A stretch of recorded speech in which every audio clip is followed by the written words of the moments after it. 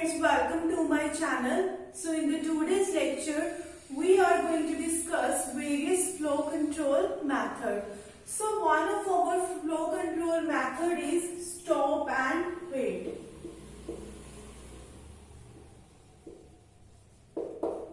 So firstly, let me tell you what is flow control.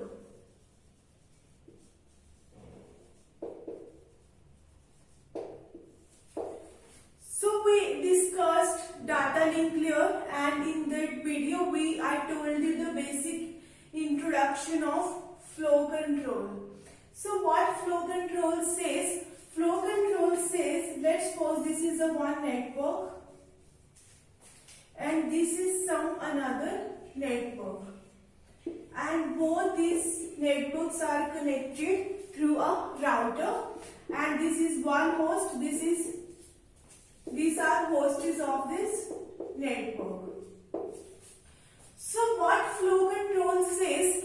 Flow control says that it says that sender shouldn't send too much messages to the receiver. Sender shouldn't send too much messages to the receiver. If sender is sending too much packets to the receiver, we have to discard those much packets, because the receiver has no capacity to receive large number of packets. So what flow control says? That sender should send packets according to the capacity of the receiver. That is our flow control. And stop and wait is one of the methods of the flow control.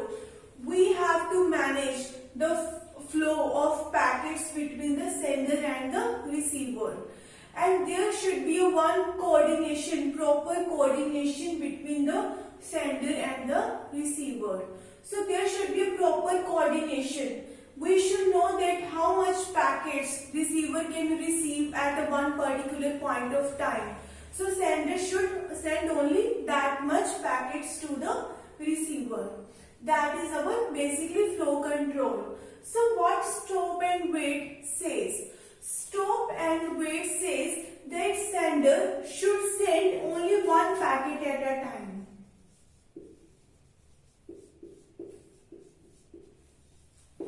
What stop and wait says? Stop and wait says that sender is not going to send many packets at one particular point of time.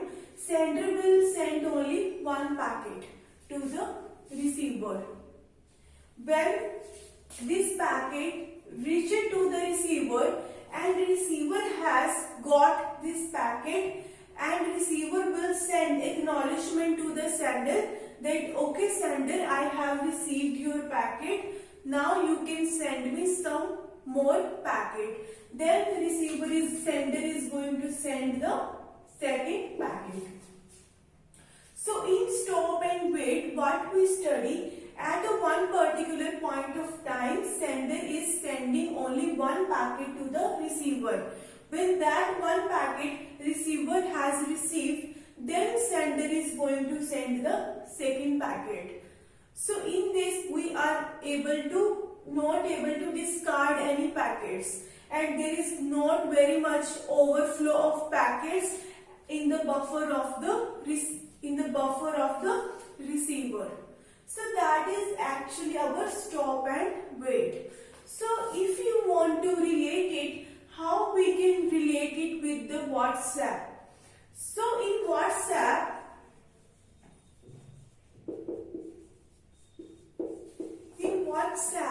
what I am assuming each message as a one packet. So I am sending hi message to my friend Neha. So this is a one packet. I am considering one message as a one packet. So how do you send it on WhatsApp? If you are sending this message from WhatsApp, firstly when you are sending, you will get the single tick on this message. What does the single tick mean? Single tick means that from the sender side, message has been gone. message has gone from the sender side. So this is basically for sender. That from the sender side message has gone. When you get the double tick, what do you interpret? You interpret that this message has been received at the device of the, has reached at the device of the receiver, or this message has been reached at the device of Neha. So it is a kind of acknowledgement. It is a kind of acknowledgement from receiver side. You know, it is not that receiver has actually seen this message. There is a chance that receiver might not have seen the message. So what stop and wait says? Stop and wait says, firstly send only one message. Like I am sending only one message. When I got the double tick, when I got the acknowledgement from the receiver that okay, when you are sure that this message has been reached at the machine of the receiver, then you will be sending your next packet. Now you can send your second message, like how are you? This is my second message which I am sending. And when I got double tick, when I got acknowledgement, when I am sure that okay, this message has been reached at the machine of the receiver, then I am sending the another message. So stop and wait work like this. But if you look at, if you are going to send messages like this way, you have to wait for a long amount of time. Firstly, you will send the message. Unless you get the acknowledgement, you can't send the second packet. So the meanwhile time between the first message and second message is really, going to be wasted. You could utilize that time. So that is actually our stop and wait. Stop and wait says send initially one message. When you are sure that this message has been reached at the machine, or you get the acknowledgement from the receiver, then you will be sending another message. So that is basically our stop and wait. So how stop and wait works? So stop and wait is basically, as it is clear from the name, stop and wait. So firstly send one packet to the receiver, then wait for some time. And when you get acknowledgement from the receiver that receiver has received this packet, then you send another packet to the receiver. So some of the time is going to be wasted in this case. But you will be sure that all the packets which you are sending from the sender side has been received by the receiver. Okay, and when you don't get any acknowledgement back from the receiver, what does that mean? That you have to retransmit your packet. What is the possibility that when you will not get any acknowledgement from the receiver, when there is a chance that your packet might be lost in the network, because the intermediate path between sender and receiver, there are a lot of networks, lot of other devices. So there is a chance that your packet might get into the looping, or it might lost in the network. So then you will have to retransmit your packet again to the receiver.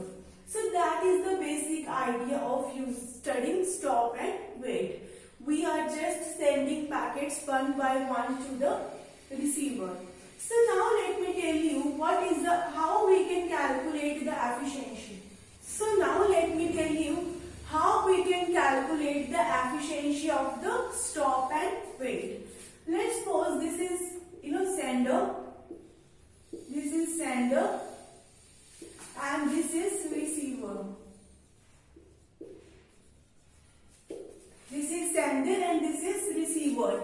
And sender is sending one message high to the receiver.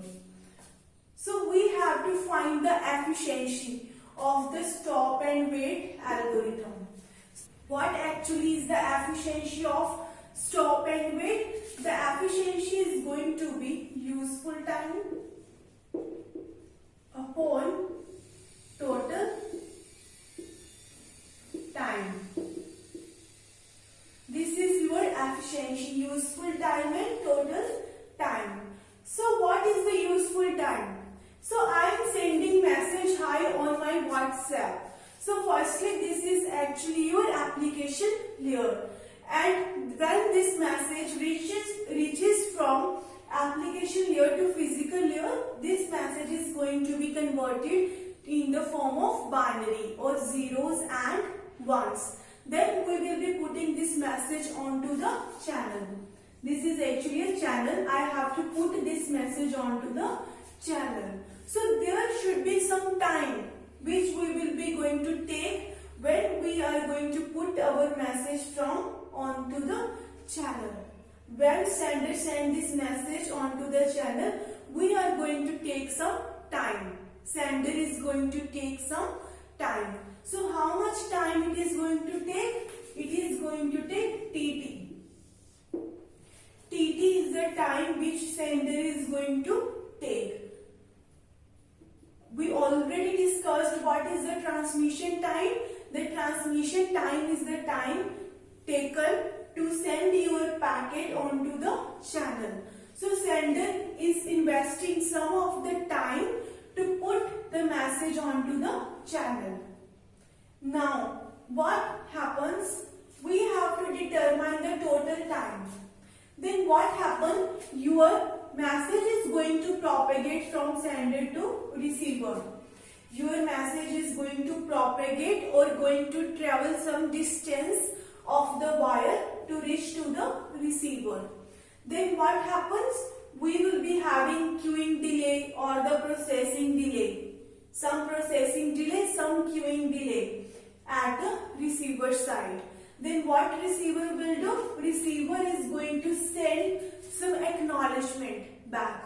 Like we see the double tick in WhatsApp. It is a kind of acknowledgement. You are sure that your message has been transmitted to the receiver. It is not that whether the receiver has checked the message or not, but the receiver device has got that message. So we need some acknowledgement from the receiver side.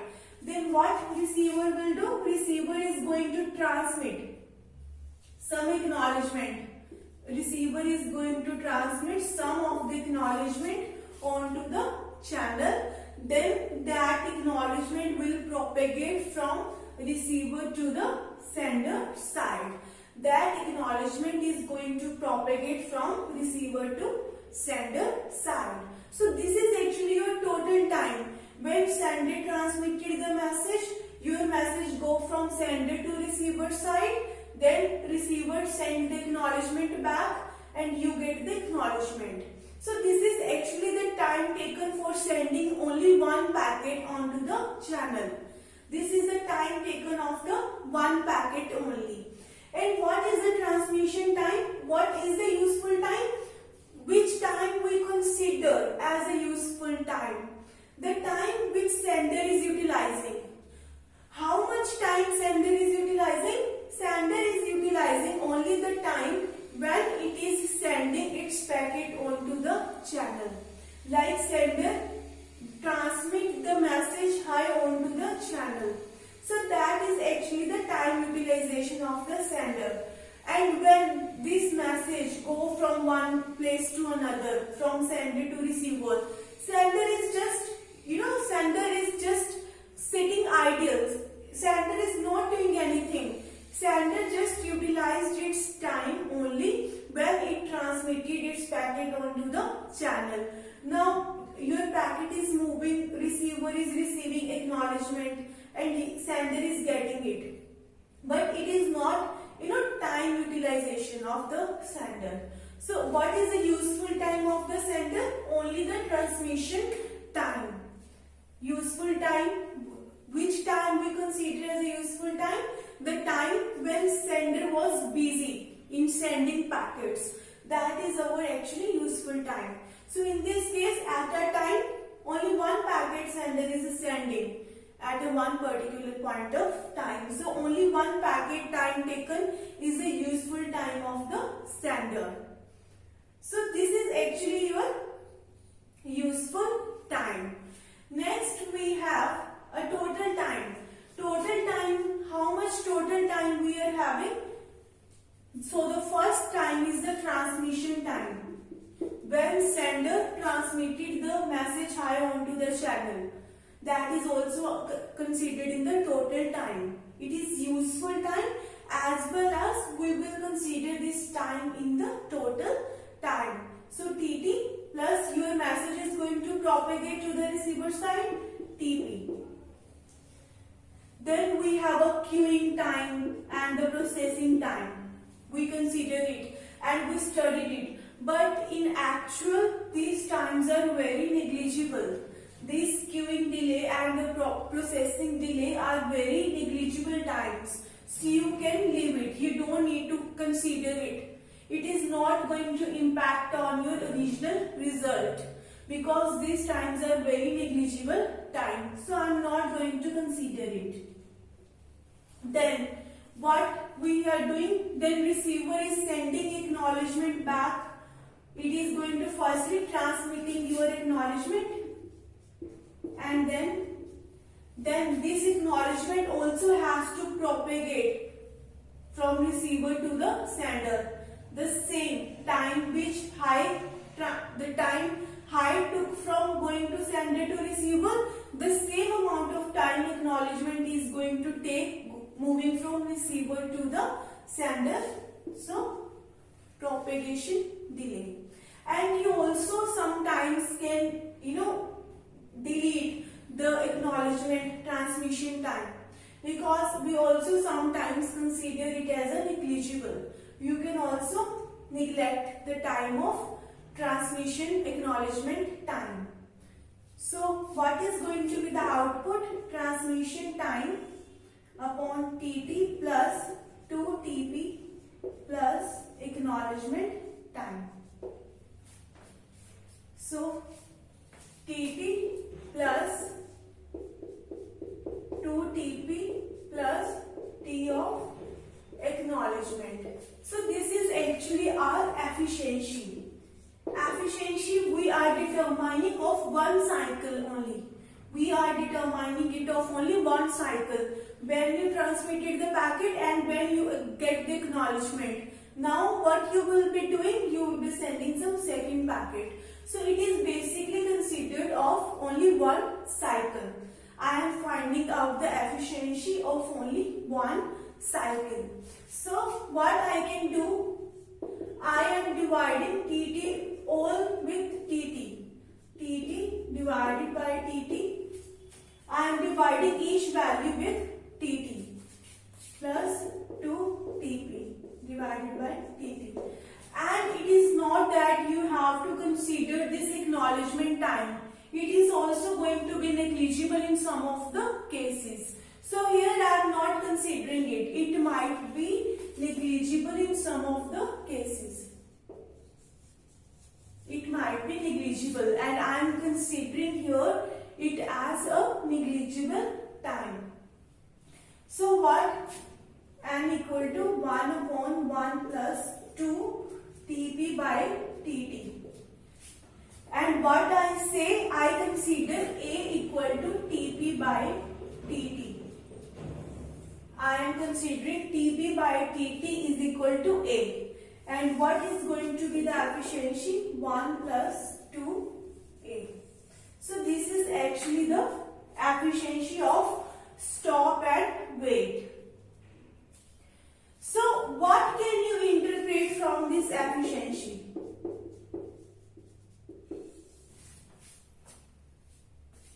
What can you interpret from this efficiency? The one, what does the mean of one? That you are sending only one packet at a time. But sender is, sitting idle after sending one packet. Because you will be having propagation delay, you will get acknowledgement. In the meanwhile, sender could send some more packets so that it could utilize its time. but we are not doing like that in stop and wait. So what one means sender is sending only one packet, but maximum packets which sender could send is 1 plus 2a.